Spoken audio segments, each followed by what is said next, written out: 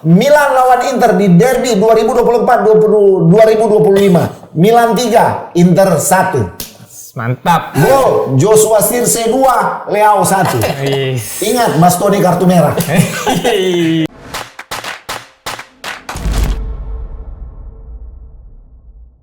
Hola Tifosi, welcome back to Pinball Opini Football bersama saya, karyawan yang sudah 1 minggu rehat dari Pinball, teman-teman.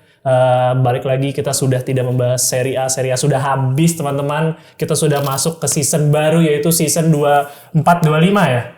Loh, ini translator, apa namanya translator ya? Oke, thank you. Bersama saya masih dengan orang-orang yang lama, tapi ada satu wajah lama yang terlihat sudah lama tidak terlihat di kolom komentar, dipertanyakan terus, di mana bapak ini, di mana bapak ini, di mana? Aku siapa ya menanyakan ini terus? Lalu ya sudah deh, kalau itu tidak ada tidak apa-apa, aku pulang dulu ya. Oke, jadi kita kedatangan kali ini Bang Botak kembali ke studio kita. Luar biasa. Dia Buongiorno. sudah menuntaskan omongannya ketika dia bilang Pioli, selama Pioli masih ada saya tidak akan membicarakan Milan. Pioli Ini pertanyaan pertama. Langsung aja. Akhirnya saya hadir lagi di sini ya. Karena saya bersyukur ya, alhamdulillah ya. Pioli sudah out dari Milan dan ya semoga Milan tidak sarap-sarap lagi ya. Walaupun penggantinya memang diragukan.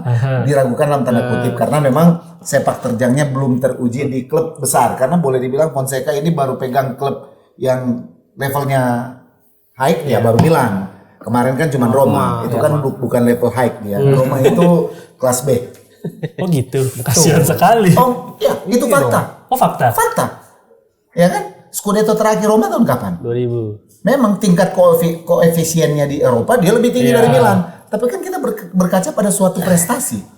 Ya kan? Conference gak itu. Liga Milan. Aduh, itu mah Liga 3. Itu Liga 3 di Eropa. Ada tim loh, satu tim 2 tahun berturut-turut di final nggak sih? Ya, Fiorentina. Ya, karena memang aura dan memang habitatnya bukan di situ. Ya, oke. Sebelum kita membahas tentang Fonseca nih, spesifik tentang Fonseca, kita mau bahas di episode kali ini fokus ke rumor transfer, Bang Botak dan teman-teman semua. Oke. Rumor transfer sih menarik semuanya ya kan? Luar biasa. Jadi sebelum kita membahas ini ada ditulis memang Fonseca, tapi sebelum itu gue pengen run through dulu beberapa rumor yang udah dekat. Ini pada saat ini di tag tanggal berapa sekarang? Tanggal 10 Juni. Itu ada beberapa nama yang sudah dirumorkan ke satu tim. Kita bahas pertama itu Milan. Jadi yang pertama itu ada Zirkzee, Joshua Zirkzee, dan akan kemungkinan besar akan masuk ke Milan karena dia sudah ingin mengeluarkan rilis fee-nya sebesar 40 juta euro. Maupun ada transfer keluar yang lumayan besar juga buat gua, yaitu Mike Maignan. Ya kemungkinan juga transfer saga karena Ederson mau ke Liga Arab. Lalu Maignan kemungkinan akan menggantikan seorang Ederson. Mungkin gua tanya dulu ke Bang Botak sebelum ke Bang Bara karena udah terlalu sering. Terus nanti kiper timnas Arabnya ke Milan. Kan saja Muter. David Domino. Iya, maksudnya nggak harus begitu juga sih, tapi ya nggak apa-apa. Menurut tuh Bang Botak, bagaimana, apakah impact seorang Zirkzee di Milan, apakah impactful ataukah akan flop? Nah, jadi gini, untuk bahas transfer Joshua Zirkzee ya, ini pemain yang memang pemain yang menarik bagi gue pribadi, walaupun mungkin gue lihat banyak fans yang berseliweran di fanpage Milan itu ngebahas bahwa takutnya dia cuma one season wonder ya kan, ibarat kata cuma satu musim. Tapi bagi gue pribadi bahwa ini pemain ini punya sesuatu yang spesial. Ini pemain ini bukan cuma sebagai striker, dia ini adalah paket komplit. Karena dia kalau boleh dibilang dia ini adalah tipikal pemain seperti Zlatan Ibrahimovic. Dia adalah pemain yang membuka ruang, yang mengolah permainan, dia bisa menjadi finisher, tapi dia juga bisa menjadi playmaker gitu loh. Jadi dia bisa mensuplai bola dan membuka ruang bagi pemain-pemain yang lain. Gue jujur sebelum isu Zirkzee ke Milan tahun lalu, gue main PS itu gue udah rekrut dia. Karena jadi memang gue ke Milan. Sungguh sangat bisa dipercaya ya kata-kata aja ngomongnya dari PS.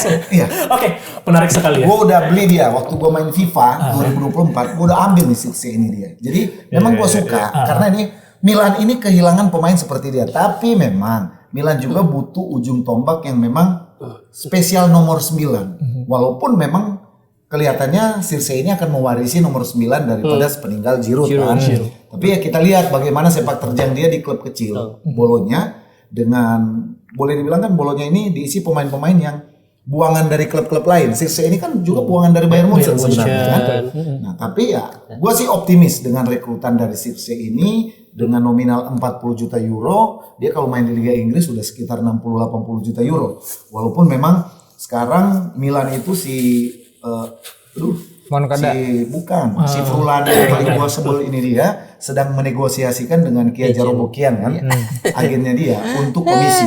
Si Kia ini minta 15 juta euro, tapi gua dengar akhirnya mereka mentok di 8 juta euro. Ini sih transfernya udah 90%. Ini Anto Vitiello ini dia udah mempublikasikan bahwa transfer udah hampir selesai. Ya harapan gua Circe ini nggak akan flop, tapi dia akan memberikan warna tersendiri. Walaupun sebenarnya di Milan udah ada, yaitu Noah Okafor. Noah Okafor dan Joshua Circe ini hampir-hampir mirip ya. Tapi memang secara insting permainan, gue akui bahwa Circe ini di atas Noah Okafor. Gitu. Kalau Jovic pasti akan nggak diperpanjang. Belum. Jovic ini dia masih minta kejelasan dari manajemen. Apakah statusnya dia ini di Milan musim depan ini akan dapat porsi pemain seperti apa? Karena itu kan akhirnya Milan kan diisukan dengan Borjanya Chelsea. Oh iya, Borjanya Chelsea. Alejandro Borja. Ya. Itu. Oke, ya tapi kenapa tadi ada pertanyaan flop atau enggak? Karena banyak orang yang bilang striker yang bagus itu punya statistik gol yang bagus kan. Sementara kalau kita lihat Zirkzee di musim ini golnya juga ya memang 2 digit tapi bukan angka yang wah banget untuk sebuah striker yang dibilang akan jadi striker nomor 9. Buat Bang Botak, apakah berpengaruh statistiknya atau kalau memang pengaruh di lapangan? Bagi gue sih sebenarnya kalau hitung-hitungan statistik seorang Circe di musim ini itu tidak fair. Dia adalah pendatang baru di Serie A. Biarpun musim kedua ya. Iya, walaupun dia musim kedua sebenarnya. Tapi sebenarnya sepak terjang dari Circe ini yang kita nilai bukan dari statistik gol. Tapi kita melihat keseluruhan kontribusi pemain ini. Dia bukan cuma mencetak gol, tapi dia bisa membuka ruang sehingga seorang Fabian bisa mencetak gol, seorang si Ferguson bisa maksimal, Orsolini bisa bagus, baru si Salemaker juga bisa bersinar. Nah, ini kan kontribusi dari seorang Circe juga yang membuka ruang, memberikan penetrasi yang baik dan memberikan umpan yang sangat baik. Jadi bagi gue pribadi, Circe masuk ke Milan itu akan memberikan suatu impact yang positif bagi permainan Milan, apalagi dengan metode strategi dari seorang Fonseca. Kita tahu Fonseca ini bukan tipikal pelatih yang doyan bertahan. Dia mempunyai variabel permainan yang sangat baik dalam position maupun menyerang. Jadi bagi gua mendukung banget. Gua yakin Circe ini akan bersinar. Bakalan ngalahin Lautaro Martinez. Waduh, terlalu ambisius. Tapi hati-hati aja sama agennya tuh. Kita udah sering ditipu-tipu sama dia. Sama Kia Jarokian. Iya, ada Agen Mario, siapa aja? Joao Mario itu. Iya, sama Mario. Itu Gabigol agennya juga. dia. Oh, Gabigol juga. Iya. Iya. Kalau dari Bang Bara sendiri, untuk JJ Okocha itu akan lama nggak sih sebenarnya main di Nigeria menurut lo? Iya, jadi selama dia bertandem dengan Tijani Babangida, dia akan menyebabkan chemistry yang bagus. Bang, lu buat minum obat Nigeria. udah, Bang. Ya. Gak kan yang nanya juga gue. Enggak, tapi Ini nanyanya lagi. Mungkin pertanyaan gue akan gue balik karena sebenarnya Bang Barani udah sempat ngomong beberapa kali masalah Victor Gyökeres. Buat lu, apakah ini good deal? Apakah menurut lu seharusnya Milan lebih consider Gyökeres untuk masuk ke Milan?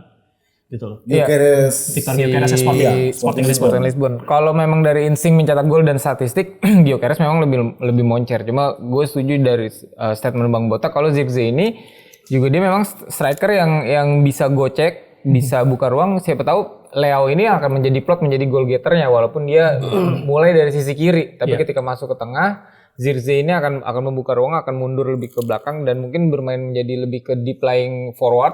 Menurut gue memang scouting seorang pemain itu lebih mudah dibanding pelatih, di mana background statistik pelatih itu kan udah sangat kelihatan dia dulu posisi berapa, poin per gamenya. Sementara kalau pemain kayak kalau diingat dulu Milan siapa yang tahu Pato atau Kakak yang tidak terendus klub-klub Eropa. Mastur. Cuman kan masalahnya dulu beda dengan Milan yang sekarang. Scouting dulu Galliani, Braida ini punya mata yang sangat tajam dulu. Karena waktu itu bisa menemukan Pato dan Kakak karena ada perwakilan siapa? Leonardo. Indra Safri. Kita sering ke ini juga. Iya. Udah. Kenapa nggak Jokowi aja sekalian? Oke. Ya mungkin satu pertanyaan terakhir deh. Tahu, tapi bagusnya gini, bagusnya Zirkzee itu mainnya udah di Serie A, di mana semua mata bisa lihat. Iya, dia jadi mainnya ibarat kata seperti udah apa. tahu. Iya. Dia udah tahu peta daripada permainan Serie A. Cuman ada satu juga, mungkin akan jadi kendala dari Sirse adalah apa? Beban. Beban bermain di Bolonya dan beban bermain di klub besar seperti Milan itu akan sangat berbeda. Iya. Ya kan, karena kita udah punya bukti bagaimana CDK yang ibarat kata dianggap flop di Milan, tetapi justru sangat menggigit di Atalanta di tangan Gasperini. Dan juga faktor pelatih, apakah Fonseca bisa memoles dan mengeluarkan potensi terbaik daripada seorang Joshua Zirkzee.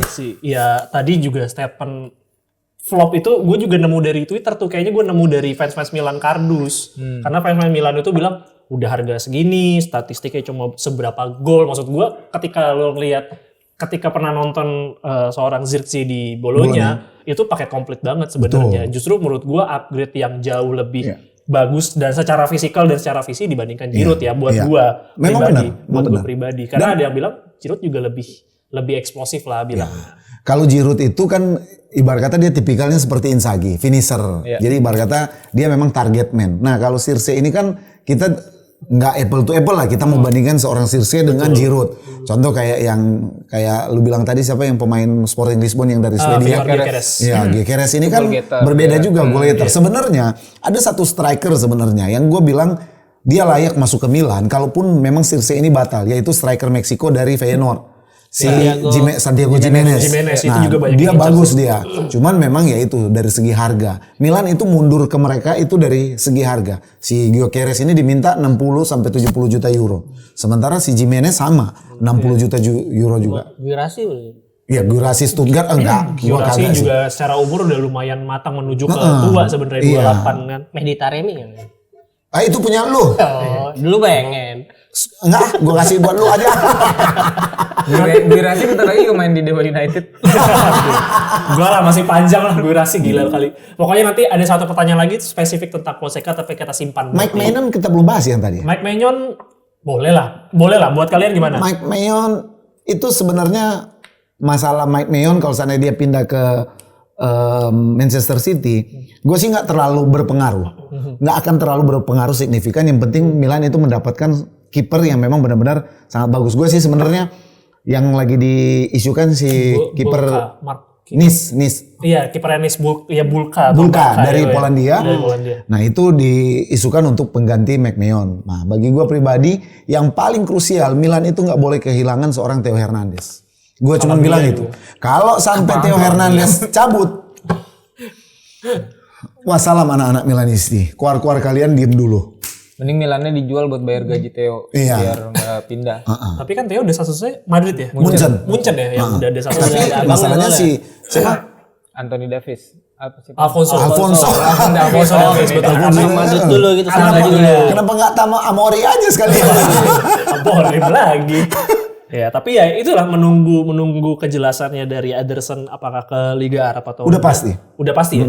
Si Ortega udah diperpanjangan. Iya. Nah, Ederson cabut. Tinggal menunggu siapa yang akan jadi kiper utama karena banyak fans City juga yang bilang Ortega layak jadi kiper pertama gitu dibandingkan harus meng-hire kiper utama yang baru gitu sih. Tapi BTW itu Milan bisa beli Zirkzee karena CDK juga kan?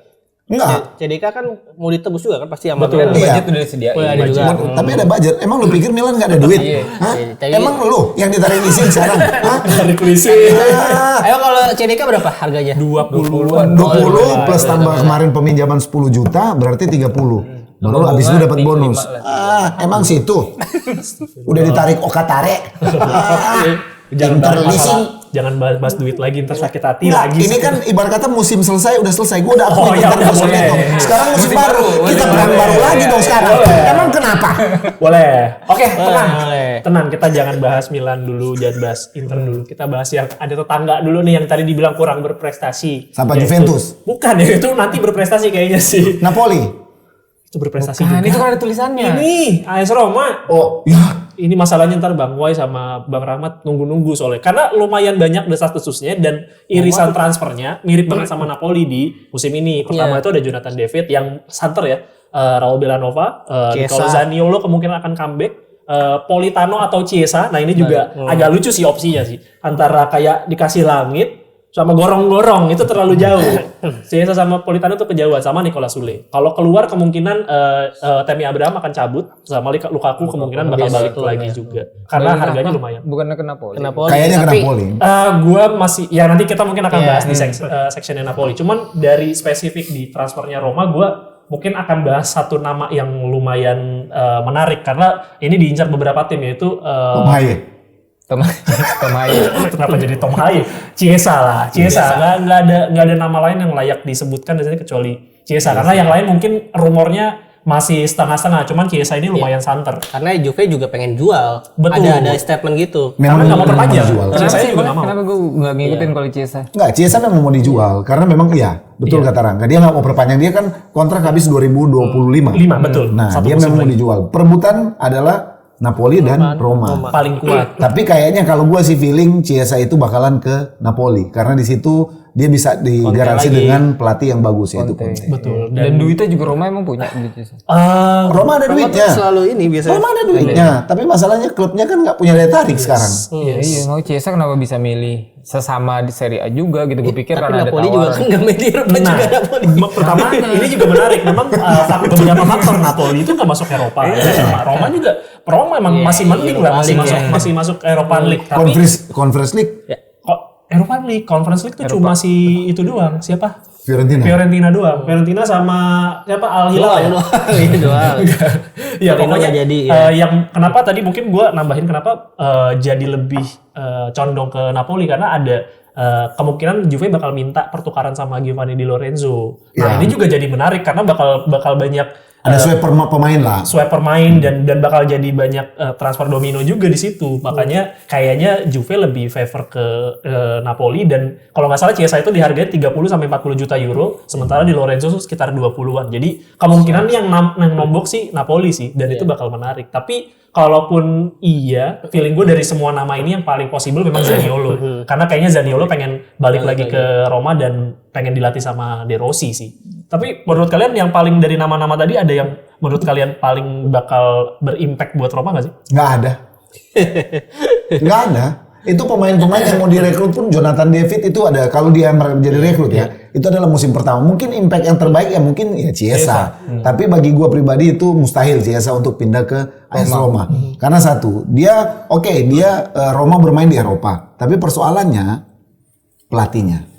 Ya, bukan meremehkan Daniel De Rossi, tapi value-nya dari seorang Daniel De Rossi untuk sebagai seorang pelatih kayaknya Chiesa pengen membuktikan kepada Juventus. Ketika dia memilih mungkin pindah ke Napoli dengan Antonio Conte dan Napoli bisa merengsek jadi juara, nah itu jadi suatu tamparan yang jelas dan penampilan dia sangat bagus. Ya kalau gue sih pasti sebenarnya kalau dari nama-nama tadi Chiesa, di mana kalau dibandingkan ke Napoli itu gue nggak tahu deh waktu ketika Conte ngelatih Juve udah ada Chiesa belum?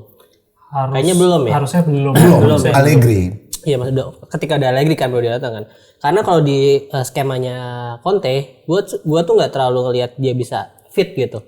Atau maksudnya masuk ke dalam skemanya ya, karena dia kan lebih ke winger lah ya. Iya, Sedangkan Conte 3-5-2. biasanya cuma pakai 2 striker atau second striker di belakang, 1 striker di depan gitu kan. Sedangkan kalau De Rossi itu dia pakai 4-3-3 yang hybrid dengan 3-5-2 di mana ya kalau nggak pakai 3-5-2 4-3-3 di mana masih ada wingernya kan. Biasanya ada El Shaarawy atau di kanannya si siapa tuh yang ya kalau nggak Dybala si siapa gue lupa deh. Balda. Di Roma. Dulu Bukan sekarang. Iya pokoknya siapa lah itu gue lupa deh. Nah itu lebih masuk sih ke skemanya De Rossi. Zalewski. Iya, lebih masuk ke Chiesa lebih masuk ke skema itu. Cuman menurut gua Roma juga sebenarnya butuh pemain yang bisa main setiap pertandingan. Karena mereka udah punya Dybala yang nggak bisa. Iya. Terus ya Lukaku juga kayak walaupun dilepas dia juga sebenarnya musim kemarin juga banyak cedera juga. Jadi Lorenzo Pellegrini pemain inti mereka juga banyak ada cederanya juga lah. Jadi menurut gue sih Roma tuh sebenarnya butuh pemain yang available terus gitu, yang cukup injury-nya konsisten. nggak injury prone lah. Iya, Gitu. dan di nama ini kayaknya cuma ada 2 berarti cuma Jonathan David sama Sule. Iya. Interupsi. 5 kenapa? 5. Kalau Conte pakai 352, dia jadi masukin Lukaku sebagai target man. Dia membangun tim di sekitarnya, ya Chiesa yang menjadi striker di satunya, karena bisa lebih ngelebar. Walaupun posisinya sama CF dan Chiesa juga udah membuktikan di Juve beberapa kali jadi striker juga. Kan? Iya. Cuman kayak kalau gue yang di Allegri ya, di Allegri sih gue lihat ketika sama Vlahovic dia jarang bisa main bagus di posisi itu. Apa karena pelatihnya yang Iya, kurang? iya, karena mungkin atau pelatih, karena ya di Inter ya Lukaku dengan Lautaro Martinez menurut gua bagus ketika dipegang Conte. Nah, tapi si Chiesa gua nggak lihat ada bisa seperti Lautaro gitu ketika nanti ada Lukaku. Tapi kalau Chiesa itu sebenarnya kalau mungkin kita tarik ulur ke belakang ya, sebelum dia ke Juve, di Fiorentina dia itu sebenarnya bermain bebas loh dia. Dia nggak murni di sisi kiri terus, dia bisa kiri, kanan, tengah. Nah, karena itu kalau seandainya bagi gua pribadi, kalau Chiesa pengen kejar value untuk kompetisi yang mengincar trofi, gue memilih Napoli dengan Antonio Conte karena satu, konsentrasi dari Conte itu cuman Serie A dan Coppa. Nah, itu berbahaya. Karena itu gue udah ngobrol sama Rangga tadi, gue bilang Milan, Inter, Juve ini harus mewaspadai sepak terjang daripada Napoli. Musim depan itu Napoli itu konsentrasi dengan dua. Iya, cuma fokus di Coppa, ya di domestik doang lah. Apalagi Conte ya biasanya jaminan trofi. Walaupun gue akuin bahwa memang Inter secara kedalaman skuad belum bisa ditandingi oleh klub-klub lain. Inter rekrutannya bagus, ada si mantan dari Napoli itu dia Zelinski, baru si Taremi dan akan datang berikut-berikutnya. Lovato mungkin juga tunggu yang dijual dulu. Nah, tapi belum dijual. Madu Eke Okoye itu. Lumayan lah. Jangan lumayan loh. Iya, dia udah bagus. Jangan salah, Roma pun baru bisa bergerak leluasa di bursa transfer kalau pemainnya keluar. Iya. Tapi emang biasanya tuh Roma tuh musim kemarin juga banyak gitu keluar pemain, masuk pemain tuh banyak kan. Dan kalau lo aware banyak pemain yang sifatnya free transfer juga di Iya, musim Renato lalu. Sanchez apa Hasim Aouar. Betul. Nah, itu juga udah diisukan mau dijual kan. Dan late bloomer juga pada akhirnya masuk juga kurang berimpact. Mungkin kalau gue nambahin di sini gue juga berharap Chiesa yang pindah ke Napoli karena gue berharap Politano buru-buru dijual gitu ya. Itu aja dari tadi informasi di Roma. Mungkin ini yang cukup lumayan bakal dibahas di beberapa media. Jadi pada saat kita review ini memang di beberapa minggu atau seminggu ke belakang informasi ini tuh lumayan panas karena setelah Conte masuk tuh entah kenapa berita jadi masuk rame dan gak jelas lah. Pertama Buongiorno karena kalau nggak salah berita terakhir itu Conte sempat udah ke Turin. Memang selain peresmian dari ADL dia juga kayaknya coba ketemu sama agennya si Buongiorno. Jadi Buongiorno pertama. Lalu yang kedua itu Chiesa juga lumayan rame ketika desas-desusnya rame. Nah, ketika Chiesa mau ditarik Napoli, emang Juventus ada minta buat Di Lorenzo karena Di Lorenzo juga ini sangat disayangkan, agennya juga agen-agen bapuk. Jadi agennya Di Lorenzo itu agennya Mario Rui sama agennya Politano. Jadi memang kayaknya Napoli pengen ngeluarin pemain ini untuk hilang koneksi sama si agennya. Karena entah kenapa padahal Di Lorenzo musim lalu bilang mau stay di Napoli sampai forever lah bilangnya forever stay in Napoli, ternyata musim ini pengennya cabut dengan alasan yang tidak jelas. Udah cium-cium logo belum dia? Udah cium-cium logo itu mah Lukaku, ntar Lukaku nyium logo Napoli lagi makin bingung gue liatnya. Kalau zaman sekarang jangan percaya sama pemain cium logo. Makanya. Jadi kemungkinan kalau Chiesa jadi dibeli sama Napoli, Di Lorenzo kemungkinan ke Juve karena dasar-dasarnya kalau nggak Juventus, Inter, dia pengennya kedua itu aja dan nggak mau di luar tim itu, Di Lorenzo. Iya. Tadinya ada desas-desus Aston Villa, cuman ternyata menghilang begitu aja. Dia tetap akan di Itali kok. Di Itali. Jadi kemungkinan itu, kalau itu terjadi, kemungkinan Villanova juga bakal ke Napoli karena dia bakal mengisi filling gap-nya dari Di Lorenzo. Nah ini bakal jadi ruwet banget lah transfernya karena di Napoli juga cuci gudang, bakal banyak banget pemain yang keluar. Osimhen udah pasti keluar, tinggal nunggu siapa yang bakal ngebit pertama. Desas-desusnya ada 2 juga. Dari Arab Saudi, Al Hilal ya. Al Hilal sama PSG. Al Hilal sama PSG, cuma 2 itu aja. Ketika itu bisa dilakuin, Lukaku atau Dovbyk atau Gyökeres kemungkinan bakal masuk ke Napoli. Nah ini bakal jadi hal yang ditunggu sama fans Napoli karena setahun di Goa ya. Sama terakhir Kvarat berhasil kemungkinan besar bakal perpanjang kontrak, nggak jadi ke PSG. Mungkin gua tanya dulu sama lu Bang Bara. Dari semua transfer yang tadi gua sebut, siapa yang kira-kira lo mau bawa ke Milan deh sebenarnya? Buongiorno. Ke situ. Lah iyalah, gue kan nanya lo sebagai fans Milan, nggak usah bahasin Napoli karena Napoli pasti juara kan musim depan. Lanjut.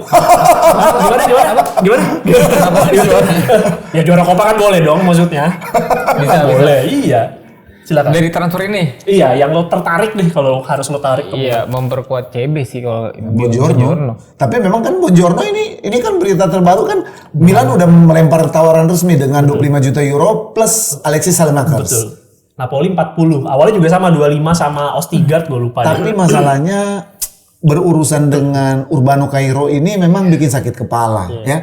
Kita ambil contoh lah Belotti bagaimana. sampai- Harga 100 juta sampai Sampai nggak ada harga sama sekali. Ke Roma terus Fiorentina. Memang di sepak bola modern ini agen nih jadi momok sendiri juga ya di Bukan luar. agen sebenarnya, presiden. Kalau berurusan dengan Torino itu presiden, agennya Ya, aman. tapi menurut gue juga ya presiden kalau ngomongin di Itali ya jadi momok sendiri. Tapi kalau agen juga Iya, mungkin kita bahas 5 gaji musim sih. terakhir Iya. di luar yang agennya yang udah meninggal tuh Ronaldo dulu.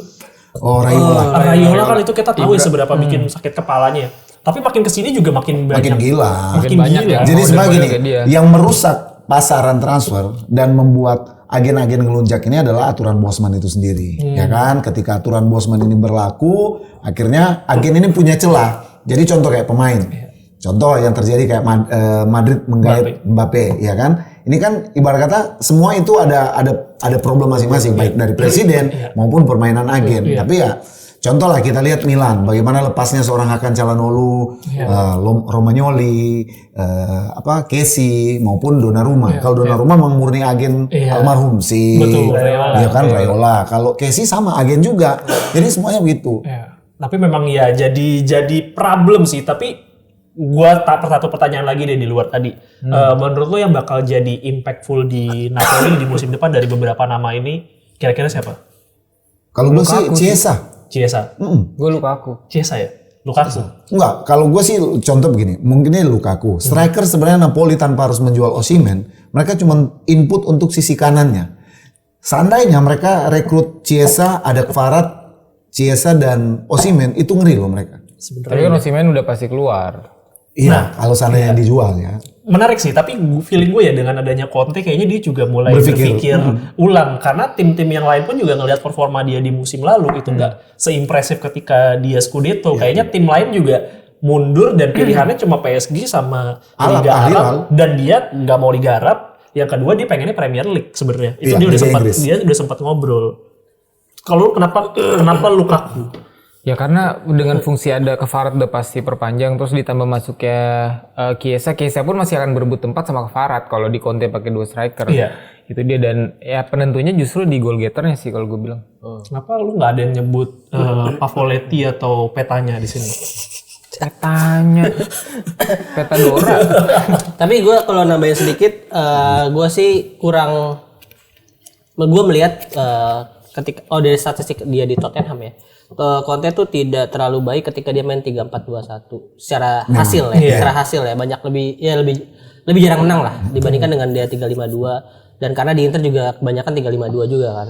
Nah kalau misalnya nanti ya anggaplah Osimhen, Lukaku sama Kvarat atau sama Chiesa, nah gue nggak melihat itu bisa berjalan baik kalau sekarang ya, kalau berkaca dari Tottenham gitu. Karena Conte menurut gue tetap intinya atau titik beratnya adalah di 2 wingbacknya itu. Yang paling penting di strategi Conte itu menurut gue. Jadi harusnya sih ya mungkin kalau Belanova dianggap Conte udah bisa, ya mungkin Belanova bisa jadi yang apa? Bisa jadi yang Wingback ya? Apa yang tadi lu tanya ke Bang Bara? Apa? Yang paling jadi yang berpengaruh itu menurut gue sih. Oke, buat gue masuk akal. Sebenarnya ada satu nama lagi, Hermoso-nya Atletico Madrid. Cuman ya buat gue sih nggak, ya penting tapi dibandingkan beberapa nama ini buat gue jadi nama yang gue nggak bisa sebut. Gue pengen tambahin juga satu. Yang penting satu, Conte dan Napoli itu bisa menjadi kejutan yang sangat luar biasa di musim depan. Yang penting satu, Conte jangan merajuk. Oh iya, ADL lagi. Ya makanya presiden lu harus baik-baik lah lo dia. Soalnya Conte presiden apa? Presiden. Sorry. Presiden lu si ADL ini harus tahu loh. Ini maaf ya, ini Conte ini agak sedikit narsistik sedikit dia. Kalau sananya apa dia bisa merajuk loh dia. Masuk akal. Karena di Tottenham kan udah terbukti itu. Ya ngamuk-ngamuk di media, terus juga kemarin sempat ada ngomongin masalah ini. Jadi ada hak citra juga sempat dibahas di kontrak. Terus kayak yang automatic termination-nya si Conte, jadi minta setiap musim dia ada opsi untuk terminate kontrak. Ya, dan itu akhirnya nggak jadi juga. Oh nggak jadi. Jadi fix 3 tahun. Fix 3 tahun. Jadi yang bisa mundur ya cuma Conte. Napoli. Jadi yang bisa mecat Napoli atau Conte-nya bayar denda sisa. Iya. Iya, soalnya ketika sama Inter ya itu part ways padahal masih ada kontraknya. Iya. Part ways yang mungkin dia minta naik gaji atau apa, gua agak lupa juga kasusnya. Gaji. Iya gaji kan, nggak bisa dipenuhi ya udah cabut. Tapi Napoli jangan juara lah, Bang, kalau gue bilang. Kenapa? Komen pinball sepi. Ya, sekarang banyak komentator siapa Inter. Karena Inter di atas. Lu bayangin kalau Napoli juara. Ya berarti Milan juga nggak boleh juara. Lah banyak Milan. Lah Napoli juga banyak orang, ntar gue undangin bule-bule Itali lah, kata gue Nah, susah kita amat. kasih subtitle dong di itu yang bahasa Italia. Oh Bisa iya kan iya ya? iya. Nah, bisa sih yang otomatis. Otomatis bisa, cuman lebih bagus yang manual kita sih isi sendiri. Kita kerjaan editor kita. Ya kita suruh orang Italia aja ntar lah. Luar Oke, biasa. udah itu Napoli gue juga nggak mau bahas terlalu banyak karena maksudnya juara Coppa juga udah pasti di tangan. Jadi kita bahas satu tim juga yang punya potensi untuk menjuarai Serie A musim depan dengan beberapa skema transfernya, yaitu adalah Juventus dengan beberapa nama yang gue sebut di luar dari beberapa nama yang gue consider sebagai besar ya. Jadi yang pertama itu ada Tunco Miners dari Atalanta, yaitu Mason Greenwood, sang lelaki penyayang wanita dari Manchester United. Ricardo Calafiori dari tim Bolonya? punyanya Thiago Motta, di Gregorio juga. Dari Ini yang Barca. udah pasti setahu gue. Ya. Di Gregorio Kalau tuh Fiore sama Di Emang udah Gregorio di udah. announce sampai Iya. Tapi udah hampir mereka udah hampir. Soalnya udah here we go. Iya dari awal kemarin sebenarnya udah Iya, pas di habis Gregorio musim juga. belum Nah ini jadi pertanyaan apakah dia menjadi yang pertama atau Mattia Perin, itu masih jadi pertanyaan. Di Lorenzo tadi saganya dari Chiesa apakah possible atau enggak. Dan yang terakhir nama yang dinyana-nyana dan disangka-sangka Dari dulu. di musim lalu kan. Jadi lama sebenarnya Ya, sebenarnya musim lalu yang udah paling santai karena udah nggak main beberapa pertandingan, yaitu Domenico Berardi. Ada beberapa nama yang keluar tapi gua nggak sebutin, kayak Rabiot tadi udah susah-susah mau ke Milan. Sule kemungkinan bakal cabut, McKennie, ada beberapa nama yang kemungkinan juga akan cabut, Chiesa. Bremer juga bakal cabut kalau Bremer. seandainya Calafiori atau Buongiorno kan juga diisukan. Iya betul. Chesney, ya kalau dia udah pasti cabut, Alessandro cabut. Jadi ada beberapa nama dari Juve yang cabut. Gue tanya ke Bang Botak, dari beberapa nama ini buat lo yang paling jadi impact terbesar di Juventus siapa? Kalau gue mau lihat ya dari musim kemarin, persoalan Juventus itu bukan pada titik penyerangan. Penyerangan mereka semua bagus ya, baik Vlahovic maupun ada siapa yang superstar baru dari Turki, Yildiz. Ya, Yildiz baru. scan. Iya. Ya. Waduh. Kalau gue sih sebenarnya Tunco Miners ini sangat-sangat bisa memberikan tambahan kekuatan yang luar biasa signifikan buat Juventus, apalagi dengan pelatih barunya mereka yaitu Thiago Motta. Gue justru penasaran, pengen lihat racikan Thiago Motta ini di Juventus karena dia memegang bolonya ini benar-benar luar biasa. Orang bilang bahwa memang sangat menjanjikan. Gue sebenarnya bermimpi banget Milan bisa merekrut Thiago Motta. Iya. Tapi apa boleh buat, ternyata keuangan Milan cukup sampai di Fonseca, nggak masalah.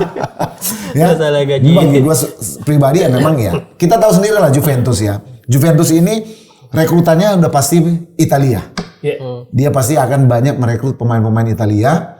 Apalagi ini kan ada Di Gregorio dari Monza, Di Lorenzo dari Napoli, Berardi, Calafiori. Kalau seandainya ini transfer ini terwujud semua, Juventus bisa Scudetto.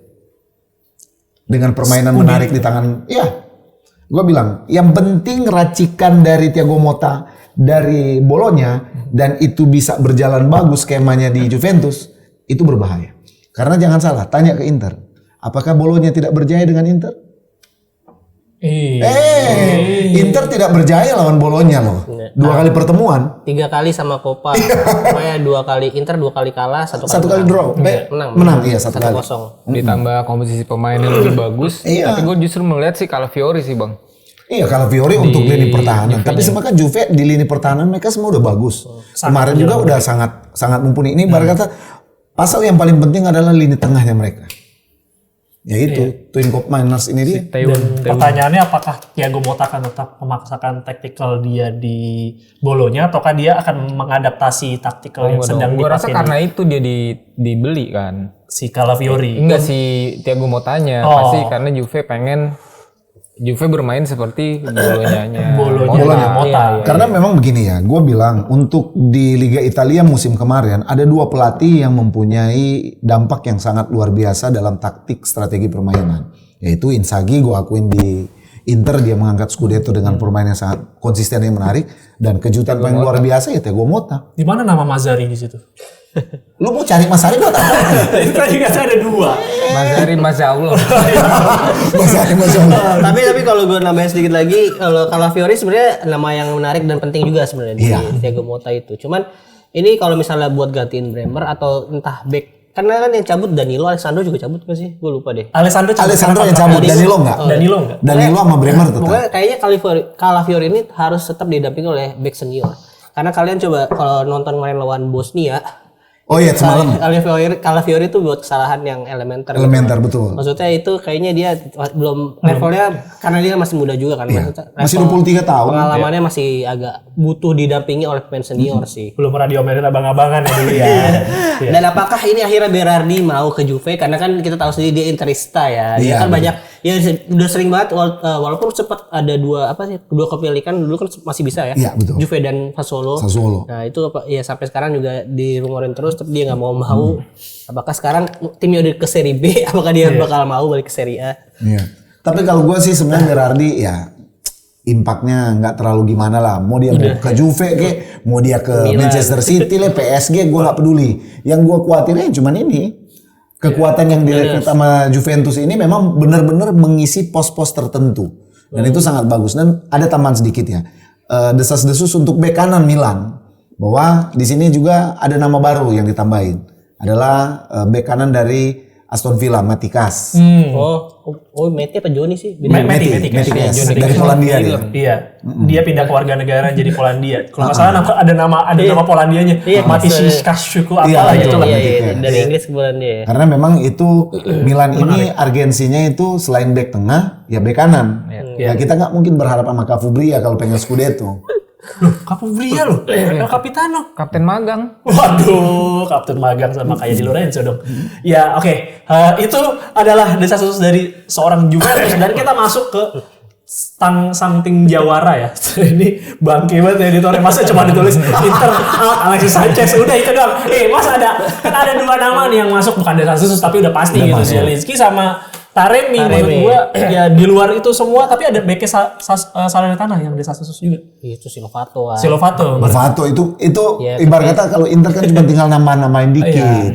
Iya bener, semuanya dan mengisi gap juga di luar Alexis Sanchez kan ada nama yang kanan Cuadrado sama Sensi kan yang udah pasti. Dia udah pasti. Kalau saya sih habis kontrak, Habis kontrak, juga 1 ya, tahun doang. Alexis Sanchez juga kan kabarnya juga mau ke Como ya. Iya, dia Como. Iya. Udah Bereuni ditawarin dengan sama Fabregas. Fabregas.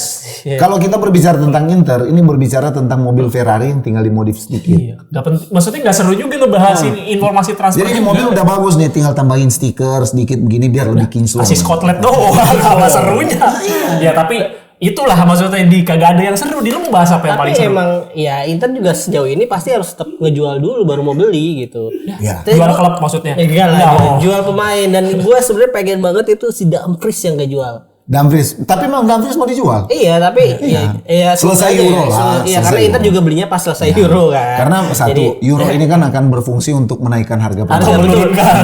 Nah, biasanya Dumfries kalau main di Euro di timnas itu bagus. Nah, semoga aja besok bagus mainnya. Harga naik. Naik lagi Ten Hag ke siapa ke yang mau beli Tapi sih gua silakan. berharap memang Dumfries itu dijual, kan kasihan. Inter ini udah ditarik leasing, jadi butuh dana lah untuk nutupin bunga, ya kan? Bunganya banyak. Tapi nanti Tapi kan udah resmi, udah nggak ada utang sekarang kan. Utang apa? Walaupun gak ada utang, tapi kan itu sitaan. tapi kan dia masih mau lanjutin, Ya, keberlanjutan. walaupun waktu kemarin Milan disita sama Elliot kalian teriak-teriak, klub sita, klub sita. Nah sekarang buat teriak, klub sita. Dia emang pengen ngomong gini dari lama berarti udah nahan-nahan.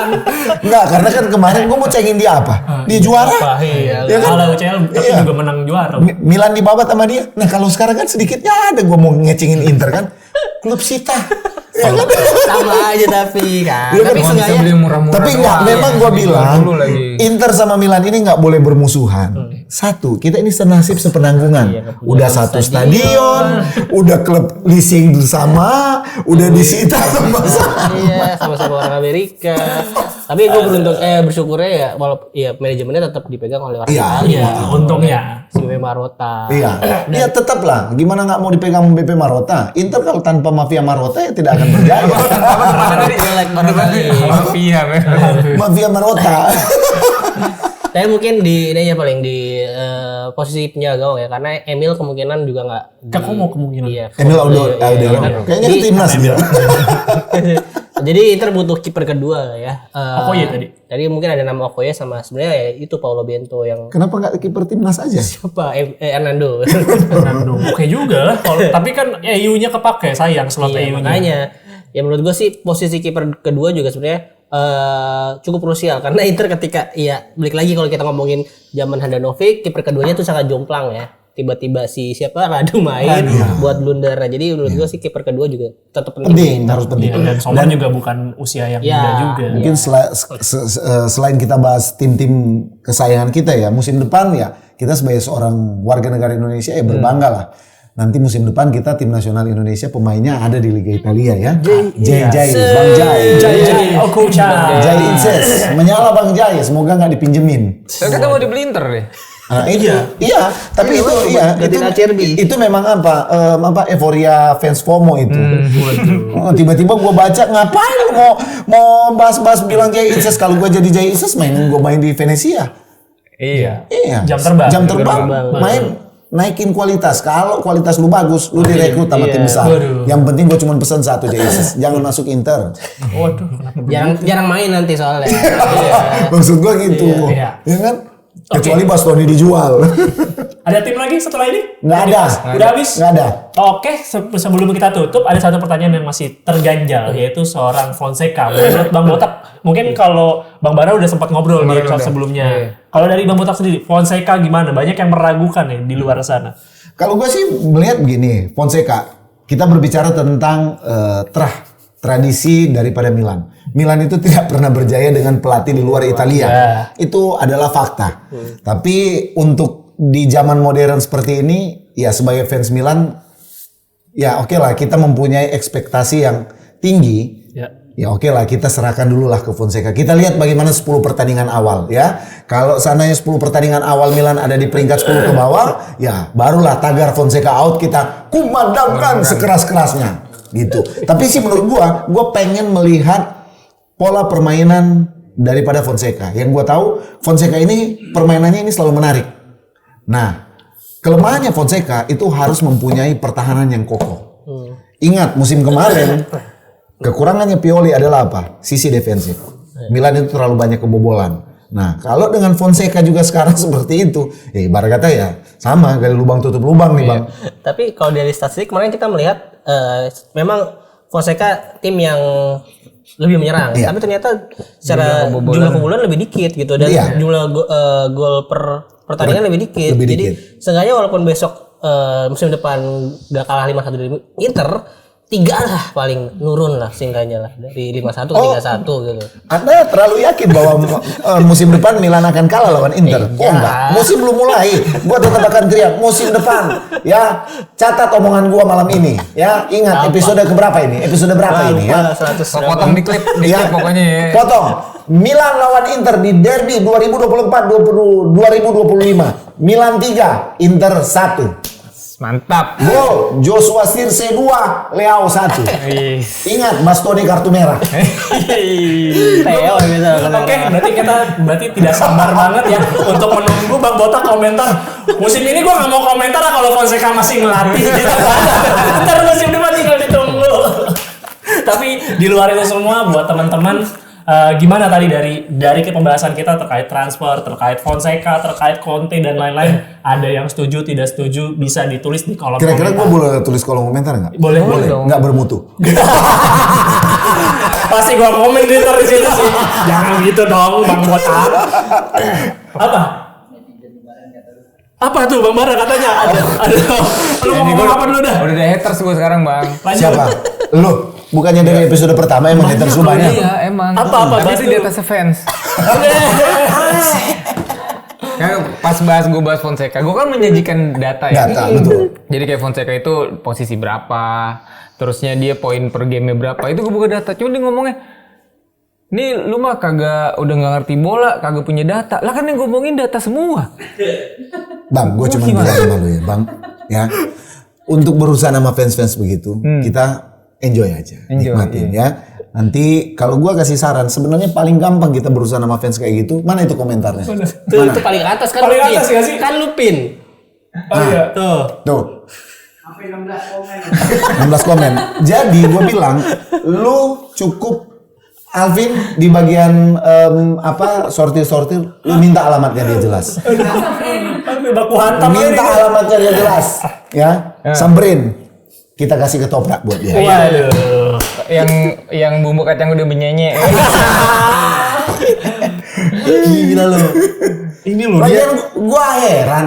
Selama gue lihat dari pin, aduh, cuman dia doang yang suka bahas komen sama fans di situ. Iya dong. Lu tau nggak, lu kayak mak-mak pasar serius ya? Ya kan awalnya diskusi sehat bang, gue pikir. Diskusi sehat.